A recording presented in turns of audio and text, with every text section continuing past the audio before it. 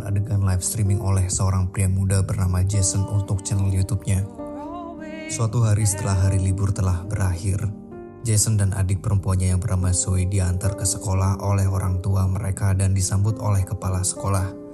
Kepala sekolah itu bernama Suster Rebecca.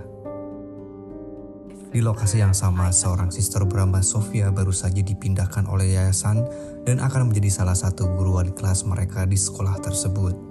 Beberapa saat setelah kedatangan Sofia yang akan menjadi guru baru di sana, kepala sekolah menyambutnya dan memberitahu tentang kebijakan dan peraturan di sekolah. Salah satu peraturannya adalah tidak diperbolehkan mengenakan riasan makeup. Setelah Rebecca melihat Sofia menggunakan riasan makeup, dia memberikan tisu ke badannya untuk menghapusnya. Setelah perbincangan singkat itu, Rebecca mengajak Sofia berkeliling di sekitar sekolah dan tanpa sengaja bertemu dengan Jason. Kemudian Rebecca memperkenalkan Sofia kepada Jason. Tetapi terlihat dari pandangan Sofia bahwa dia tertarik pada Jason. Setelah mengajak Sofia berkeliling, Rebecca mengantar Sofia ke kamarnya. Setelah Rebecca pergi, Sofia diam-diam menonton video cover dari Jason dan bahkan pergi menemuinya saat ia bermain gitar di asrama. Terlihat bagaimana suster Sofia ini sangat tertarik dengan ketampanan Jason. Suatu saat berada di dalam kelas, Jason digoda oleh seorang gadis cantik yang bernama Sarah, yang juga sangat menyukai Jason. Sarah adalah anak seorang donatur kaya yang sangat berpengaruh dalam kelangsungan hidup di sekolah. Kemudian Sofia mendekati Sarah karena cemburu dan menegurnya dengan sedikit intimidasi. Bahkan suatu ketika saat Sarah dan Jason sedang berjalan berdua di halaman sekolah, Sarah mengatakan pada Jason bahwa Sofia tidak menyukainya dan sangat menyebalkan. Namun tiba-tiba Sofia muncul dan terlihat sangat marah karena ia cemburu saat melihat kedekatan antara Jason dan Sarah. Sofia pun menyuruh Jason untuk masuk ke dalam kelas terlebih dahulu.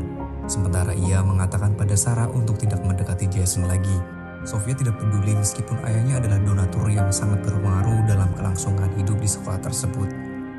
Singkat cerita, setelah kegiatan belajar mengajar selesai, Sofia memerintahkan Jason untuk menghadap ke kamarnya. Namun karena Sofia adalah seorang biarawati dan Jason tidak diizinkan masuk ke dalam kamar wanita, Jason pun menolaknya. Meskipun begitu, karena Sofia memaksanya, Jason akhirnya menuruti perintah wali kelasnya itu. Sore harinya, Jason berjalan menuju kamar Sofia yang sudah menunggunya. Namun ketika ia mendekati pintu, ia kaget karena pintu tersebut sudah terbuka sedikit. Jason malah melihat sebuah pemandangan di dalam kamar Sofia. Namun ia takut ketahuan dan tergesa-gesa meninggalkan kamar tersebut. Setelah kejadian di kamar Sofia, malam harinya Jason sulit untuk tertidur dan terus membayangkan kemesraannya dengan wali kelasnya itu. Suatu malam, Sofia merencanakan sesuatu dan masuk ke asrama putri yang sepi. Kemudian ia masuk ke dalam kamar Sarah yang sedang tertidur bersama Zoe, adiknya Jason. Sofia menyelipkan sebatang rokok ke dalam buku milik Sarah sebagai rencana untuk menjebak Sarah agar mendapat perhatian dari Jason dan sekolah. Namun tanpa disadarinya, kepala sekolah memergokinya ketika Sofia hendak menyusuri koridor. Setelah Rebecca menemukan Sofia di dalam asrama tengah malam, Sofia memberi alasan bahwa ia sedang memantau keamanan. Kemudian Rebecca meninggalkannya meskipun Rebecca sedikit curiga. Keesokan paginya, Sofia meminta semua siswa untuk membuka buku pelajaran. Dan di sana kemudian ditemukan sebatang rokok lintingan di dalam buku Sarah, yang mana itu adalah kelakuan Sofia sendiri untuk menjebak Sarah. Sarah kemudian dibawa ke ruangan kepala sekolah, di mana Sarah hanya bisa menangis dan tidak bisa mengakui bahwa rokok itu adalah miliknya. Pada akhirnya Sarah diberi sanksi dengan didiskorsing dari sekolah. Kegilaan Sofia tidak hanya sampai di situ. Sofia mendorong dan mempengaruhi kepala sekolah untuk menggeledah kamar asrama putra. Saat guru menggeledah kamar Jason, ditemukan botol minuman beralkohol di kamarnya. Meskipun Jason tidak merasa memiliki botol tersebut, ia akan tetap dilaporkan kepada orang tuanya. Dan Jason pun memohon untuk tidak dilaporkan ke orang tuanya. Sofia akhirnya membela Jason dan meminta Jason untuk dimaafkan. Akhirnya kepala sekolah dan para guru setuju untuk tidak mengambil tindakan lebih lanjut. Jason hanya diberi hukuman untuk tidak boleh pulang ke rumahnya selama akhir pekan di beberapa hari minggu depan. Suatu ketika saat Jason sedang menjalani hukumannya dengan membersihkan pekarangan sekolah, Sofia tiba-tiba muncul dan berpura-pura membantu Jason. Mereka membersihkan bersama sambil mengobrol. Sofia kemudian berakting seolah-olah cuaca sedang panas. Dan kemudian Sofia membuka kancing bajunya. Dan Jason pun meliriknya. Di situ Sofia merasa berhasil menggoda Jason dan memperlihatkan senyum tak berdosa kepada siswa tersebut. Hingga pada suatu malam, Sofia berjalan memasuki koridor asrama putra dan diam-diam masuk ke kamar Jason dan merekam video tanpa sepengetahuan Jason yang sedang tertidur. Jason pun terkejut melihat Sofia yang tiba-tiba sudah berada di dalam kamarnya. Kemudian Sofia mendekati Jason dan mengajaknya untuk melakukan hubungan layaknya suami istri. Meskipun Jason awalnya menolaknya, namun karena godaan Sofia yang terus memikatnya, Jason akhirnya tergoda oleh Sofia. Jason yang merasa bersalah setelah melakukan sesuatu dengan Sofia di dalam kamarnya, ia kemudian pergi ke gereja untuk melakukan pengakuan dosanya. Saat sedang melakukan pengakuan dosanya, tiba-tiba muncul seseorang dari bilik itu dan masuk ke bilik Jason, yang ternyata orang itu bukanlah pastor, melainkan Sofia yang bersembunyi di dalam bilik itu. Sofia pun kembali melancarkan aksinya untuk menggoda dan mencubuk Jason.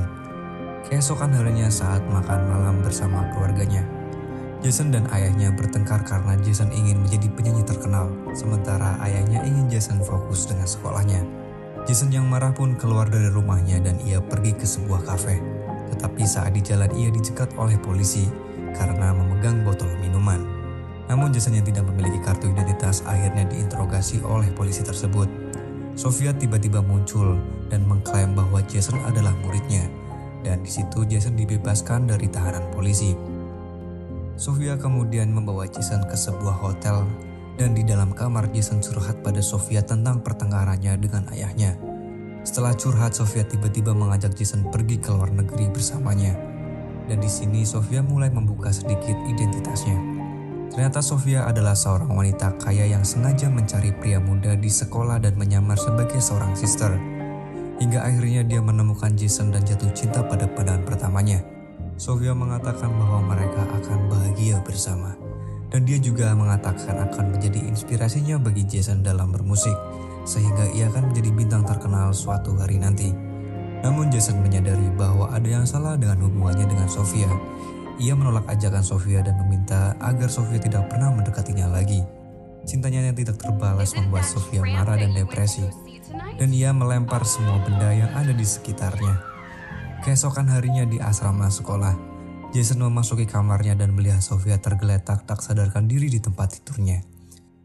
Ia melihat obat-obatan di atas meja dan berpikir bahwa Sofia akan menghilangkan nyawanya.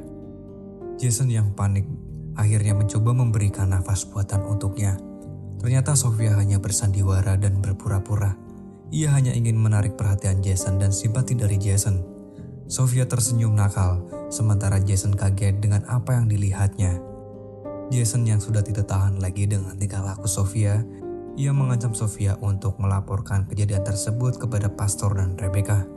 Namun Sofia juga mengancam Jason bahwa ia akan menceritakan skandal terlarang mereka pada semua orang jika Jason nekat melaporkannya. Jason hanya terdiam dan menyuruh Sofia untuk pergi keluar dari kamarnya. Suatu ketika saat di dalam kelas, Rebecca menghentikan pelajaran yang sedang berlangsung, di mana saat itu Sarah disuruh masuk oleh Rebecca karena ia telah selesai menjalani masa hukumannya dan kembali ke sekolah. Sarah masuk ke dalam kelas dengan senyum sinis pada Sofia. Sofia hanya bisa terdiam melihatnya berlalu di depannya. Setelah pelajaran selesai, Sofia melihat Sarah sedang berbincang-bincang dengan Jason. Hal itu membuat Sofia marah dan merasakan cemburu yang sudah sangat menyayat hatinya. Ia yang dipenuhi amarah dan kemurkaan akhirnya merencanakan sesuatu di dalam pikirannya. Malam harinya di kamar asrama putri, Sofia melihat Sarah sedang mandi di dalam. Setelah merasa aman karena tak ada seorang pun yang memperhatikannya, Sofia masuk ke dalam kamar mandi dan dengan cepat ia membenturkan kepala Sarah ke dinding secara berulang-ulang hingga menghilangkan nyawa Sarah. Setelah Sofia melihat Sarah diam tak bergerak, ia kemudian membuat rekayasa kronologi kejadian dengan membuat seolah-olah Sarah hilang nyawanya akibat tergelincir dari kamar mandi. Tak lama setelah itu, Zoe masuk ke kamar mandi. Di sana ia merasa aneh dengan suara shower yang terus mengalir. Padahal tak ada orang yang sedang mandi di dalamnya. Zoe akhirnya membuka tirai shower dan melihat seorang wanita tertelungkup di kamar mandi. Ia pun berteriak histeris. Singkat cerita, jasad Sarah dibawa ke rumah sakit untuk diotopsi. Semua orang menganggap Sarah hilang nyawanya karena diduga terjatuh di kamar mandi. Di dalam gereja semua penghuni asrama berduka dan berdoa atas kepergian Sarah, kecuali Sofia yang terlihat gembira dengan apa yang terjadi. Saat akan meninggalkan gereja, Sofia berpapasan dengan Jason. Saat itu juga Jason menuduh Sofia telah melakukan perbuatan yang menghilangkan nyawa Sarah. Mendengar tuduhan itu membuat Sofia marah dan kemudian Sofia memperlihatkan sebuah video yang Sofia buat secara diam-diam di beberapa waktu lalu untuk mengancam Jason agar tidak menceritakannya kepada siapapun. Saat akhir pekan, Jason dan Sue dijemput ibu mereka untuk pulang ke rumah. Sofia yang melihat kepergian Jason dan mendapatkan ide untuk meminta izin kepada Rebecca untuk mengikuti sesi pemakaman bibinya beberapa hari sebagai alasan untuk meninggalkan asrama. Malam harinya Jason dan keluarganya sedang makan malam bersama di sebuah restoran. Betapa kagetnya Jason dan Sue ketika melihat kemunculan Sarah mendekati meja lalu berkenalan dengan kedua orang tua mereka. Ayah dan ibu Jason akhirnya mengajak Sofia untuk makan malam bersama. Tentu saja Sofia tidak menolaknya, namun siapa sangka sambil mengobrol dengan kedua orang tua Jason, Sofia dengan beraninya memegang paha Jason dengan genitnya. Hingga hal itu membuat Jason begitu kaget dan terlihat gugup. Sementara di sekolah, Rebecca melepon rumah sakit untuk mengirimkan karangan bunga sebagai ucapan berduka atas kematian bibi Sofia. Namun rumah sakit tidak mengenal nama pasien yang disebutkan oleh Sofia. Rebecca kemudian menyebutkan nama Sofia sebagai ponakan almarhum yang sering mengunjungi rumah sakit setiap minggu. Namun pihak rumah sakit tetap mengatakan bahwa belum ada pengunjung atas nama itu. Hal itu membuat Rebecca curiga terhadap sosok Sofia. Setelah tiba di rumah, Zoe bertanya pada Jason tentang apa yang sebenarnya terjadi. Jason menceritakan bahwa Sofia pernah menggodanya dan mereka pernah terjerumus dalam sebuah permainan yang sulit untuk dilepaskan. Singkat cerita, mereka berdua kemudian merencanakan untuk mengakhiri semuanya.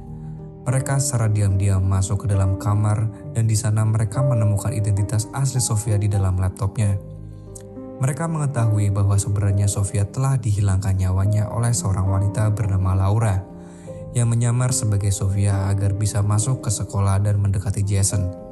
Sementara itu Laura dipanggil oleh Rebecca ke ruangannya. Di sana, Rebecca mengungkap semua kebohongan Laura dan akan melaporkannya kepada pastor. Namun, begitu Rebecca akan keluar menuju pintu, ia diserang dari belakang oleh Laura hingga Rebecca terhempas dan jatuh ke lantai. Jason yang sudah mengetahui identitas asli Laura kemudian bergegas pergi menuju ruangan Rebecca, tetapi mereka tidak menemukannya di sana. Padahal di sana Laura sedang bersembunyi di dalam ruangan itu dan mencari cara untuk menyembunyikan jasad Rebecca yang sudah hilang nyawanya. Mereka lalu pergi ke gereja, berharap menemukan Rebecca di sana. Namun ketika mereka tiba di sana, Laura muncul dan mendekati mereka dari belakang. Kemudian Jason dan Zoe mengungkap identitas asli Laura yang telah mereka ketahui dari laptop Laura yang dipegang mereka. Laura yang sudah tertangkap basah tidak bisa mengelak lagi dan akhirnya menghantamkan benda tumpul kepala Jason dan Zoe. Namun tiba-tiba Rebecca yang sebenarnya belum tewas muncul dari belakang. Meskipun kekuatannya tidak sebanding dengan kekuatan Laura, Rebecca akhirnya pasrah dicekik oleh Laura. Tetapi untungnya Jason yang kembali tersadar berhasil menusukkan obeng tepat di pinggang Laura. Laura berteriak kesakitan dan hilang nyawanya pada saat itu juga. Dan film pun berakhir.